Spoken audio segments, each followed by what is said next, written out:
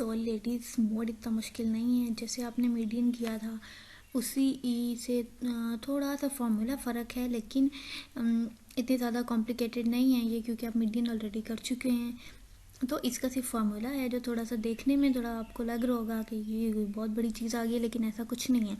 Simple आपने क्या करना है कि एल क्या होता है, जैसे हमने मीडियन में किया था, सबसे पहले हमने एक अपनी मॉडल क्लास बना लेनी है। ठीक है, काम फॉर्मूला लिखना है और सबसे पहला काम जो है वो ये करना है कि अपनी मॉडल क्लास डिफाइन कर लेनी है। ठीक हो गया।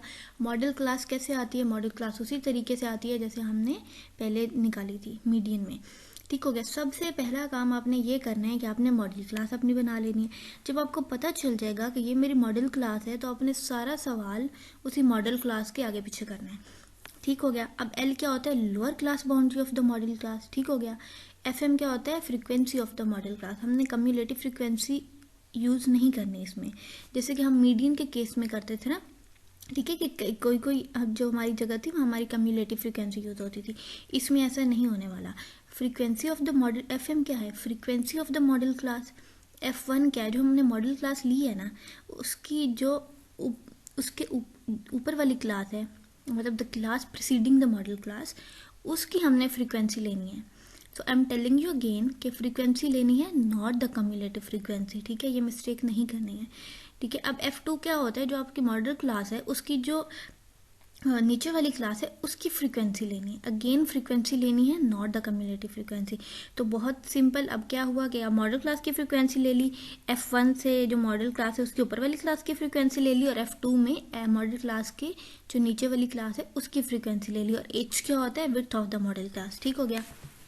इन सारी वैल्यूज़ को आप फार्मूला में पुट करेंगे, बाकी सारा जो सिनेरियो है वो उसी तरह चल रहा है। सिर्फ आपके कॉलम्स भी उसी तरह बनेंगे जैसे मीडियन में बनते थे, कोई एडिशनल कॉलम यहाँ नहीं यूज़ हो रहा, सिर्फ फार्मूला फ़र्क है, और उसमें जो जो चीज़ें यूज़ होती हैं वो आपके सामने लिखी हुई हैं, और इसमें कुछ नहीं करना, सिर्फ फार्मूला में वो हो जाके वैल्यूज़ पुट कर देनी है और बस उसको सॉल्व करके उसका आंसर निकाल लेना है। मीडियन से रिलेटेड एक एग्जांपल देख लेते हैं। यहाँ पे ये अनग्रुप डाटा की एग्जांपल है। तो find mode of the data, कुछ वैल्यूज़ दी हुई हैं, उसका आपने मोड फाइंड आउट करना है। ठीक है, सबसे पहला काम आपने क्या करना है, सबसे पहले तो आपने सोल्यूशन शुरू करते ही सबसे पहले काम क्या करना है कि अरेंज कर लेना है डाटा को आपने, छोटी वैल्यू से बड़ी वैल्यू तक। ठीक है, असेंडिंग ऑर्डर में लोवेस्ट टू हाईएस्ट आपने डाटा को अरेंज कर लिया। अब आपने अरेंज हो गया, अब आपके सामने पिक्चर क्लियर हो गई। अब वो आपका जो एक रफ लुक आ रही थी ना डाटा में, वो ख़त्म हो गई है।